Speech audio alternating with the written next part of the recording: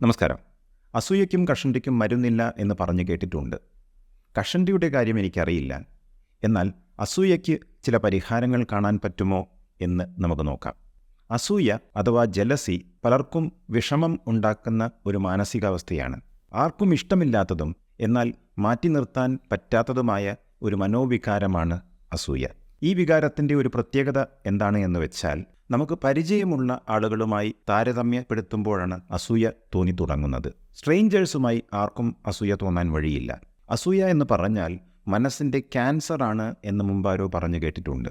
ഞാൻ അത്ര പോരാ എന്ന ഒരു ഇൽ ഫീലിംഗ്, അസുഖകരമായ ഒരു തോന്നൽ, പിന്നെ എന്നെ പകരം വയ്ക്കാൻ മറ്റൊരാളുണ്ട് എന്ന ഭയം, ഇതെല്ലാം അസൂയ എന്ന വികാരത്തിൻ്റെ അടിത്തട്ടിൽ ഒളിഞ്ഞിരിപ്പുണ്ട്. ശ്രീ ബുദ്ധൻ പറഞ്ഞതായി ധമ്മപദയിൽ പറയുന്നു, the Munk who envies the gains of others does not attain meditative absorption എന്ന്.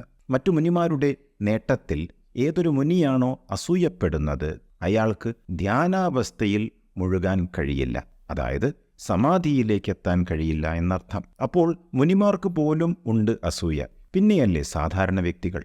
നോർമലി ആളുകൾക്ക് അസൂയ തോന്നാൻ 4 പ്രധാന കാരണങ്ങളുണ്ട്.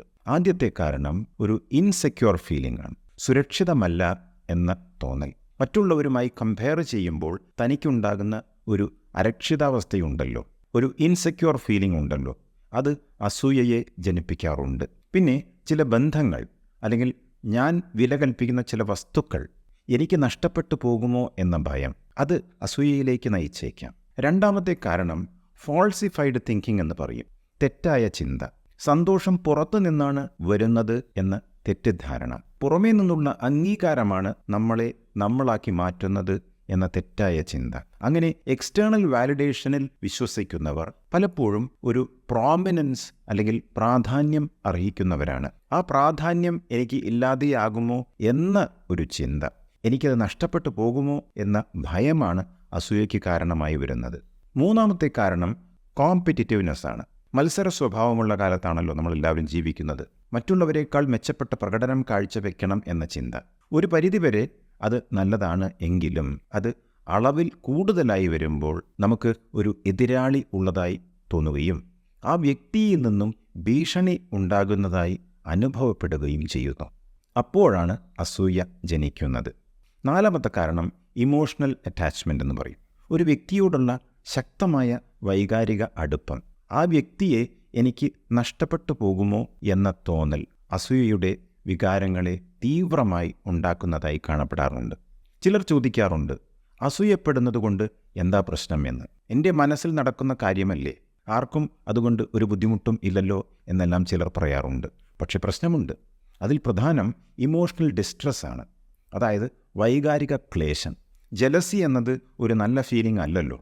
അസൂയ ഉണ്ടാകുമ്പോൾ തുറന്ന മനസ്സോടെ നമുക്ക് ആശയവിനിമയം നടത്താൻ കഴിയില്ല. നമ്മുടെ മുഖഭാവത്തിലും ശരീരഭാഷയിലും ശബ്ദത്തിലും ഉപയോഗിക്കുന്ന വാക്കുകളിൽ നിന്നെല്ലാം അത് മറ്റുള്ളവർക്ക് താനെ മനസ്സിലാകും. ജലസി സ്ഥിരമായി അനുഭവിച്ചു തുടങ്ങിയാൽ മറ്റു പല വിഷമങ്ങളും കൂടെ പോരും. വേസ്റ്റ് ഇടുന്ന സ്ഥലത്ത് പുഴുക്കളും ഈച്ചകളും എലികളും എല്ലാം വരുന്നത് പോലെ. മാത്രമല്ല, നമ്മൾ മനസ്സുകൊണ്ട് ചെറുതായി പോകും, ഉയർന്ന തലത്തിൽ ചിന്തിക്കാൻ പറ്റാതെ വരും. അത് നമ്മളുടെ പേഴ്സണൽ ഗ്രോത്തിനെ, വ്യക്തിഗത വളർച്ചയെ സാരമായി ബാധിക്കും. അതുകൊണ്ട് തന്നെ അസൂയയെ മറികടക്കാനുള്ള വഴി നമ്മൾ തേടണം. എങ്ങനെ സാധിക്കും? 6 വഴികൾ പറയാം. 1.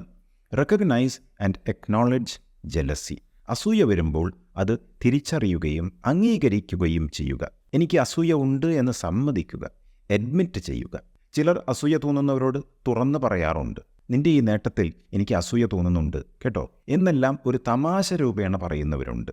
അങ്ങനെ പറയുമ്പോൾ തന്നെ ഉള്ളിൽ ഉണ്ടാകുന്ന ആ വിങ്ങലുണ്ടല്ലോ, ചെറിയ തോതിലെങ്കിലും കുറയുന്നതായി അവർ പറയാറുണ്ട്. 2. Realise the fact that you are threatened from inside. ഭീഷണി ഉള്ളിൽ നിന്നാണ്, പുറമേ നിന്നല്ല എന്ന വസ്തുത മനസ്സിലാക്കുക. 3. Realise that we are all different. നമ്മളെല്ലാവരും വ്യത്യസ്തരാണ്. നിങ്ങളിലുള്ള കഴിവ് മറ്റൊരാൾക്ക് ഉണ്ടാകണമെന്നില്ല, മറ്റൊരാളിലുള്ള കഴിവ് നിങ്ങളിലും ഉണ്ടാകണമെന്നില്ല. അതുകൊണ്ട് കമ്പയർ ചെയ്യുന്നതിൽ പ്രത്യേകിച്ച് കാര്യമൊന്നുമില്ല. ആപ്പിളും ഓറഞ്ചും തമ്മിൽ കമ്പയർ ചെയ്യുന്നതിൽ എന്ത് പ്രയോജനം? ഈ സത്യം മനസ്സിലാക്കിയാൽ പകുതി പ്രശ്നം തീർന്നു. 4.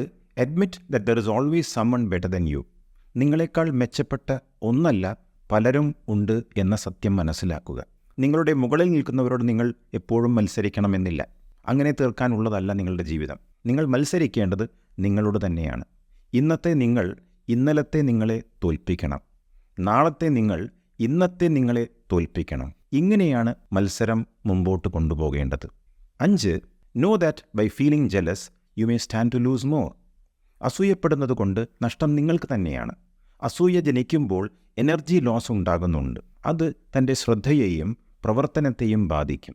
അതുകൊണ്ട് അസൂയ വിജയത്തിലേക്കുള്ള നിങ്ങളുടെ യാത്രയെ തടസ്സപ്പെടുത്തുകയാണ് ചെയ്യുന്നത് എന്ന് മനസ്സിലാക്കുക. തന്നേക്കാൾ മെച്ചപ്പെട്ട ആരെങ്കിലും ഉണ്ടെങ്കിൽ അവരെ മുന്നേറാൻ അനുവദിക്കുക.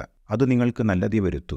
അങ്ങനെ വിട്ടുകൊടുക്കാൻ മനസ്സ് വരുന്നില്ലെങ്കിൽ മറ്റൊരു രീതിയിൽ ചിന്തിക്കാം. അതെന്താണെന്നോ, മറ്റൊരു വ്യക്തിയോട് അസൂയ തോന്നുമ്പോൾ നിങ്ങൾ ചെറുതാവുകയാണ് ചെയ്യുന്നത്. ആ വ്യക്തി എത്രയോ മുന്നിലാണ് എന്ന് നിങ്ങൾ സ്വയം സമ്മതിക്കുകയാണ് ചെയ്യുന്നത്. അത്രയ്ക്ക് വേണോ? നിങ്ങൾ ഒട്ടും പുറകിലല്ല എന്ന് ധരിക്കുന്നതല്ലേ നല്ലത്? ആ ചിന്ത കൊണ്ടുവന്നാൽ അസൂയ പമ്പ കിടക്കും. 6ാമത്തെ വഴി, practice self awareness. Mindfulness practice ചെയ്യുക. മറ്റൊരു വ്യക്തി അഭിവൃദ്ധിപ്പെടുന്നത് കാണുമ്പോഴാണല്ലോ അസൂയ ജനിക്കുന്നത്. ആ സമയത്ത് അസൂയയുടെ എനർജിയിലേക്ക് ശ്രദ്ധ കൊണ്ടുപോവുക. അപ്പോൾ നിങ്ങൾ അസൂയപ്പെടുന്നു എന്ന തോന്നൽ കുറഞ്ഞു തുടങ്ങും. നിങ്ങൾ ബോധം ആയി നിലകൊള്ളുമ്പോൾ അസൂയ നിങ്ങളിൽ നിന്നും അകന്നു പോകുന്നതായി അനുഭവപ്പെടും.